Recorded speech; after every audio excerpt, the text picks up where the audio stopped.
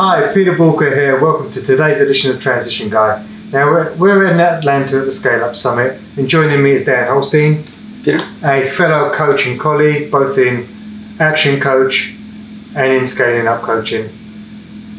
So today we're going to talk about a really interesting topic, actually something we experienced the other day. It's all about consistency of delivery, because very often what I tend to find is that, especially with entrepreneurs, they either set the bar really high and set a bar that they can't consistently achieve, or they're inconsistent with their delivery. And the reality is, now, if we do something exceptionally well and then we do something mediocre, the likelihood of someone remembering the exceptionally well is relatively low, because people always go back to what the mediocre is. Customers at the end of the day hate to be confused. And we had that experience the other day, didn't we, Dan? Yeah. So I remember when we first got here, we were recommended a really nice restaurant. And we went along to it, didn't we? Yeah. There was about 4 of us, we went to this really nice restaurant. And what did you think of the restaurant? It was fantastic. I mean, total hand-on-foot weighted service, really well done. Fantastic ambiance, right? A lot of friendly staff, making sure we were looked after. It was really high touch, really high-level service, absolutely. And I mean, the food wasn't necessarily cheap, so you'd it was decidedly uncheap. Yeah, which means it was. But you'd kind of then you'd expect that level of cost. You're going in there. It's a whole experience. And what I would say is that we had the whole experience. The food was great. The people were great. We actually left the restaurant feeling much higher than when we went in, because it was just phenomenal, wasn't it? Well, I think from my perspective, our expectations were exceeded. When we came in, it's a really interesting building. We're walking in, it's like, what's this going to be like? We weren't really sure. It was one person's recommendation that we kind of went on, and we came in. It was fantastic. And when you put it into context that it wasn't necessarily cheap, you wouldn't think, okay, we're going to go back there. But we were so impressed by it. We had other colleagues coming in. What did we want to do? Take them back, have the experience. And have the experience. Yeah. How did that work out for us, Dan? It was not the same. No. So if we think about what was a little bit different, there's a lot less energy. It was a different night. It was a Monday, not a Saturday, so that may be to be expected. But it was the energy, wasn't it? It just didn't feel like it just didn't... No, it didn't feel the same. I mean, the background music was inconsistent. The other night it was on quietly in the background the whole time. This time it was sort of playing, then it was gone, and then it came back. The temperature actually was getting hot and then cold. One of our guests was getting a little too chilly and then a little too warm. So it wasn't consistent, even just from an environmental perspective. And from a service point of view, I mean, the person that served us, he was lovely. Yeah. I mean, he was great fun. But it just wasn't the same. It was like 2 or 3 leagues below. Yeah. Well, they were consistent in terms of even the delivery. So remember the first night we went, and they said, well, your water, the person looking after the water service, so it was a product now, the water service, right, will be out in a moment. And they brought sparkling water or still water. We had our choice, and they remembered what we had and topped us up throughout the evening. Yes, they did. Which I thought that was pretty impressive. And the other night, they topped our water up still and didn't touch it again. Nobody else came down. No. So that was one. When we were talking about wines, the sommelier came out and talked to us about the wines. The first night. The first night, yeah. The second night, when I asked about, okay, what are the differences? None of that. It was just like a bit of a stab in the dark, wasn't it? Yeah. Yeah. So again, consistency of I think team coordination as well. Right? It was interesting that we had a little challenge with some of the food as well. The food wasn't hot when it came. Remember, we asked if we could have it reheated, warmed up somehow. And there's resistance. Like the server, as fun as he was, he kind of balked a little bit about sending it back and didn't want to do that. So I felt, because once some of my food needed to get sent back, I thought, well, geez, like, why not? What's the problem? It's not that busy, and certainly you can look after it. I felt a little, that was sort of the first sort of chink in the experience for me, that little divot out of the armor, that diminishment. So. And at the end of the day, it wasn't an awful experience, but it wasn't the experience we had on the Saturday. And I think the expectation was that we were going to go back then, it was going to be the same. And because it wasn't the same, what was our parting comments? Well, don't come back here unless it's a Thursday, Friday, Saturday. Yeah, but I'm not sure that I would. right? Well, maybe I would one more time on one of those nights. But there's that seed of doubt that's sown because of the lack of consistency. And if we think about how we feel, you said when we left on the Saturday, we left on a bit of a high, which is true. We were having a good time, joking. It was great, a great experience. We were reflecting on it, especially some of the characters that were. They were great, yeah. Yeah.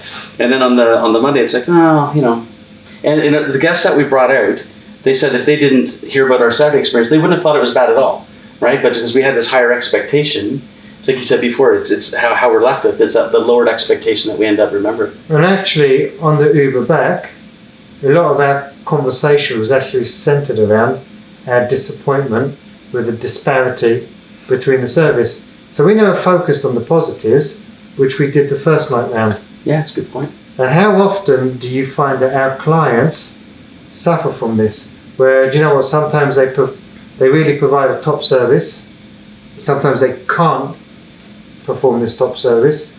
And we see it with businesses all the time, don't we? Where actually they're inconsistent, that inconsistency creates confusion. Well, it creates disappointment too, because like you said, we were on the ride back the first night, we were talking about how cool it was. On the second night, we were talking about how uncool it was, like the diminished enjoyment. So the energy that we left with, that's what we remember. And especially the last time we were there is what we're going to remember, right? Yeah, and I think if you go back to it, it felt like there was a perceived indifference. That really we were not that important. The food wasn't right, but it didn't really matter to them. Yeah. Like, can you take it back? Excuses, well, this, that, we don't want to overcook it on you and this kind of a thing. But it seemed like if we didn't persist in saying, look, we appreciate it if we could, it would have been left. We wouldn't have enjoyed it as much because it would have been lukewarm. So we didn't feel that care. What's interesting is a lot of people think that people leave because of price. Price has got nothing to do with it. People leave because of confusion and perceived indifference. And that perceived indifference the other night was enough for me perhaps not to return again, which is a massive shame. Whereas the other day when we went to the aquarium, that was a totally different experience. So I first remember going to the Atlanta Aquarium back in, when was it? It was back in 2012.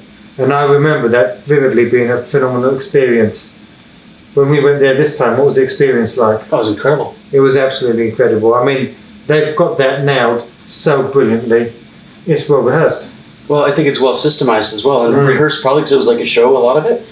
And they're handling many thousands of people per day. I think it was 28 million. I'm not sure if that's since they opened or per year, but that's a lot. That's a lot of volume. So they're managing massive amounts of people and giving that same high level, consistent experience every single time to all those people over years. But these other guys couldn't hold it together over the span of 3 days. So how do you, with your clients, work on making sure that they remain consistent? Because to me, that's one of the biggest opportunities. I think one of the first things you have to do is determine where are the inconsistencies in the first place. Have we set the bar too high on something? And you can do it a little bit, but if you get too busy, you won't be able to sustain it, right? So we need, like you said before, you can be consistently great or consistently mediocre, but pick one, right? So we have to pick the level that they can always deliver on despite challenges that might come up. So we try to find out what are some of those inconsistencies that we've got, what do we need to do to shift them so we can deliver on that product, that service, that communication consistently exactly the same every single time. Like we have a little trick that we do with our clients. I probably can't remember all of our clients' coffee. So when we first meet with them, or tea or whatever their beverages that we have when we're having a conversation. So we write it down at first, and then we have a chart on the back of our cupboard where the cups are, and we look it up. Oh, so-and-so likes their coffee like this. So we don't have to ask them how they like it. We know if they want it. Generally, we have that written down, and then what they want, we just bring it. So that we've been really consistent with that experience. We've had feedback that, it feels like they're the first person to walk through the door of the day. We know what they want, and that kind of a thing. And it's tiny. I mean, it's just a coffee. But that's an experience that happens every single time they visit. And if we were to stop doing that, they would absolutely notice, and then they'd be let down, even though it's just coffee. I think one of the companies that really got that right is McDonald's. I mean, if you take McDonald's, I mean, they're reasonably consistent. They're not going to be your sort of Michelin star restaurant. But when you go to McDonald's, wherever you go in the world, you know what you're going to get. You know the experience you're going to have. It's consistent. And McDonald's, in all fairness, has built its business on a series of checklists. And if you're suffering from a lack of checklists in your business, I highly recommend the book, The Checklist Manifesto. Yeah. It's one of the best books to help you systemize and process your business so that you can become consistent day in, day out. So there are any other tips you would give an entrepreneur that is suffering from inconsistency in their business and needs to get it nailed? Yeah, absolutely. I get them to think about this. You call it confusion, that when there is inconsistency, there's confusion. I call it fear. So if, back in the old days, the caveman days, we're primarily geared to look for problems that we can avoid. Safety. Is that a stick or is it a snake, right? In the old days. So nowadays, when we see inconsistency, it sets up a bit of a fear response. It's like, okay, can I trust this place? What's it going to be like if I come back, or if I engage this individual? So we have to remember, we can literally not just have our clients confused or feeling that we're indifferent, we can actually be scaring them off by having inconsistent service. So what I would get someone to think about is look at what your typical sales cycle is and how often people generally buy from you, and do a little customer research on your own database. Do you have anyone that's stopped? And can you tie that back to any kind of inconsistency in the service? Customers that complain are the best because they actually care enough to tell you something's inconsistent. So I'd really encourage any entrepreneur that's got someone that's complaining, or the customer is complaining, to definitely take that up and find out what led to that, and if it could be happening in other areas of the business or happening on a regular basis and scaring more customers away. People that aren't caring enough to tell you that there's a problem. That's a good point. Thank you, Dan. Well, if anything we've covered today around consistency or inconsistency in business really resonates with you, and you're looking at your business and you're thinking, do you know what, I can relate to that. Sometimes we're really good, sometimes we're not so great. Customers are not really shopping with us, spending the money as they should be. We're not getting the positive feedback that perhaps we're striving to hit, and you want to look at how you can sort of get that working in your business. Head over to boolkah.com and get in touch. And remember, failing to learn is learning to fail.